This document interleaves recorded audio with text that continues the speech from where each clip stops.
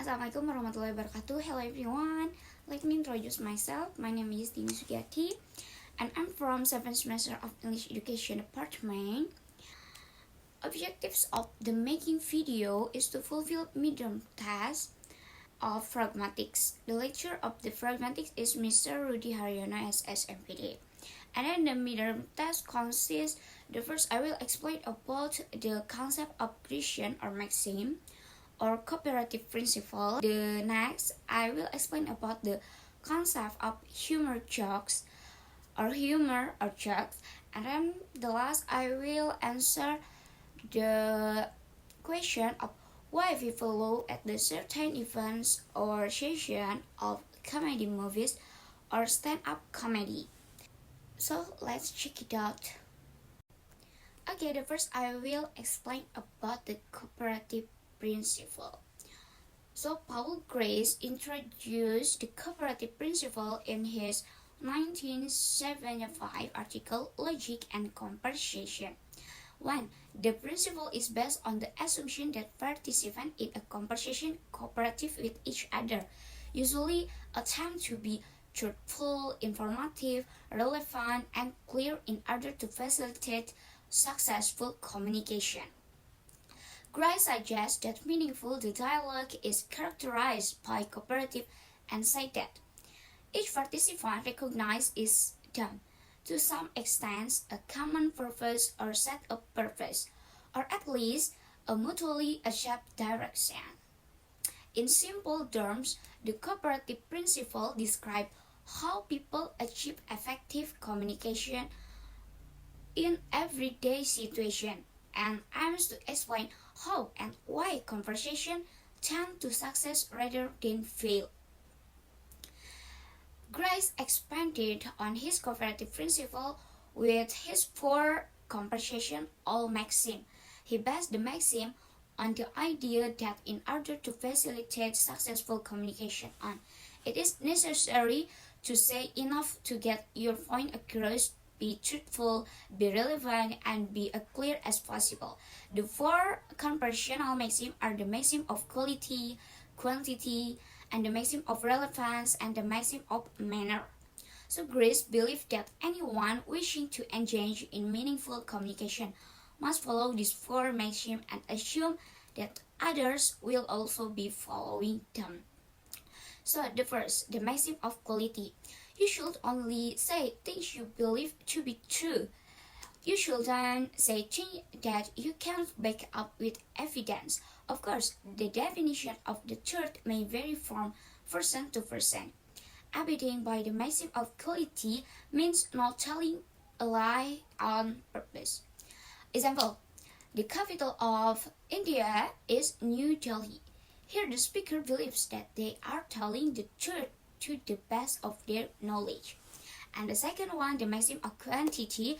You should make your contribution to the conversation as informative as necessary. You should not make your contribution more informative than necessary. It is important not to withhold information necessary to keep the conversation going. We should not bombard our listeners with irrelevant information.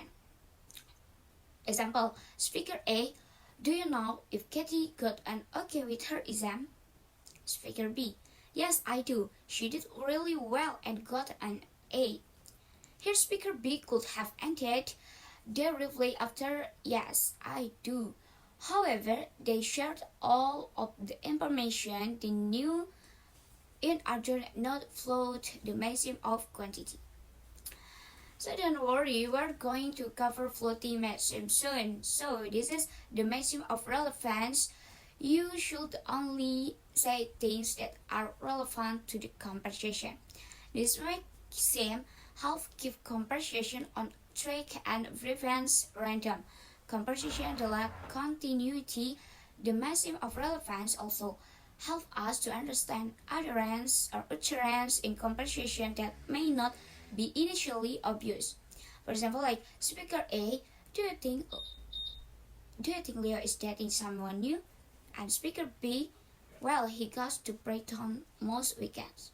So due to the maxim of relevance, we can infer that there is a link between Leo dating someone and him going to Britain, and speaker B isn't just randomly telling us about Leo's trips to Brighton.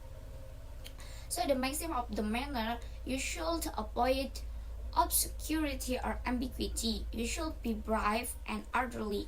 You should try and be as clear as possible. This maxim mainly refers to the choice of words you use. For example, we should avoid using big or overly complex words we know our listener won't understand, and we should try our best to be concise and coherent.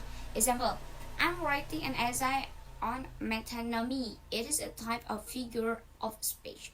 Here the speaker knows that is possible, that is the listener doesn't know the term metonymy and decide to give a quick explanation. So grace maxim are statements that express a rule of conduct. However, these rules are often broken during communication. The maxim can be broken into different ways. They can be violate or floating.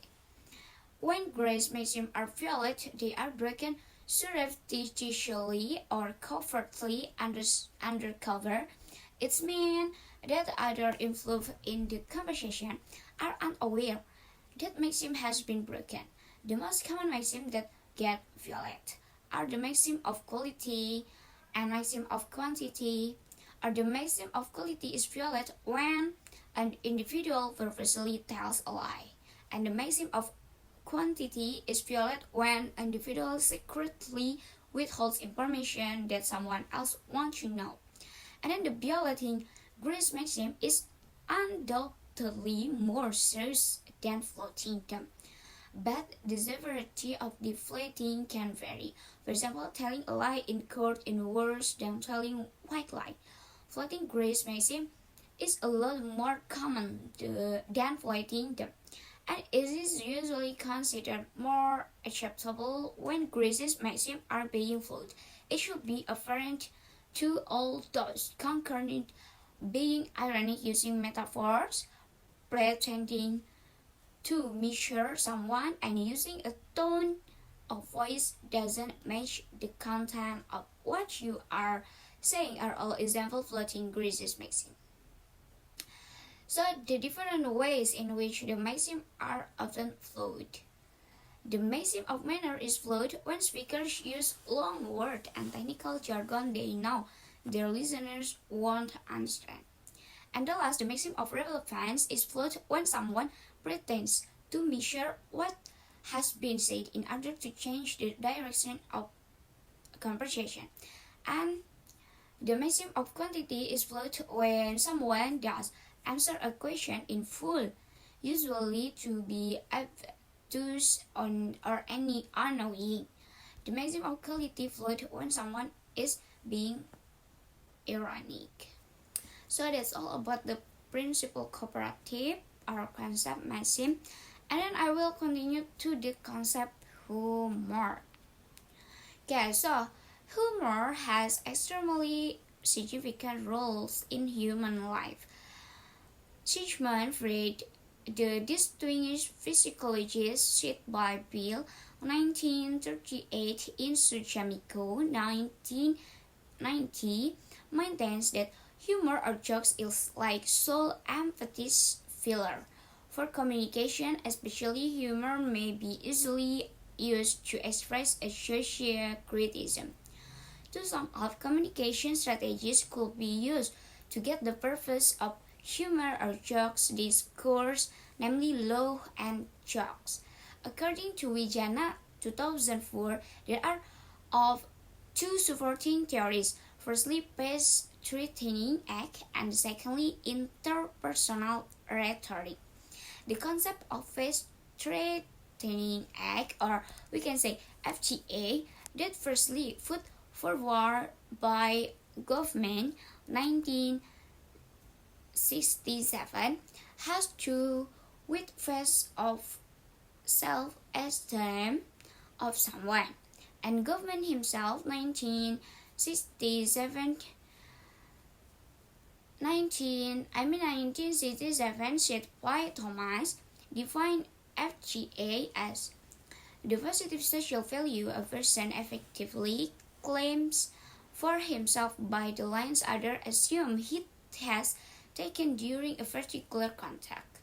Face is an image or self delineated in terms of approved social attribute applied in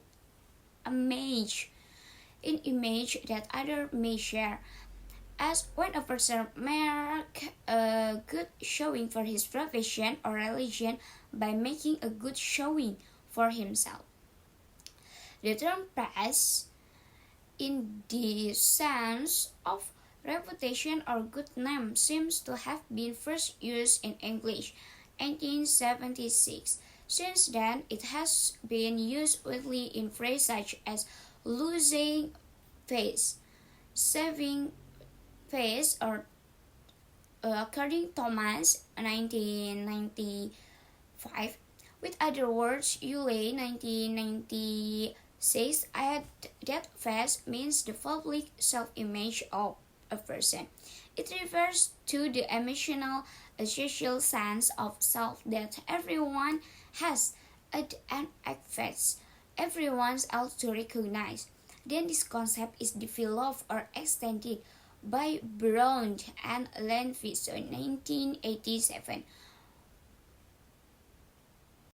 Okay, so that is the concept of humor or jokes according to Maxim. So next I will explain or answer why people look at certain events or situations of comedy movies or stand-up comedy. I think people look at certain events or parts of comedy films or stand-up comedy because laughing is a funny way to see or feel something. But it is not only a way of looking at something. Grace suggests that meaningful the dialogue is characterized by cooperative and say that each participant recognizes in it to some extent a common goal or set of goal or at least a mutually achieved direction. In soft terms, the cooperative principle describe how people achieve effective communication in everyday situation, such as in stand-up comedy. So that's all for me. Thank you for your attention and see you. Wassalamualaikum warahmatullahi wabarakatuh.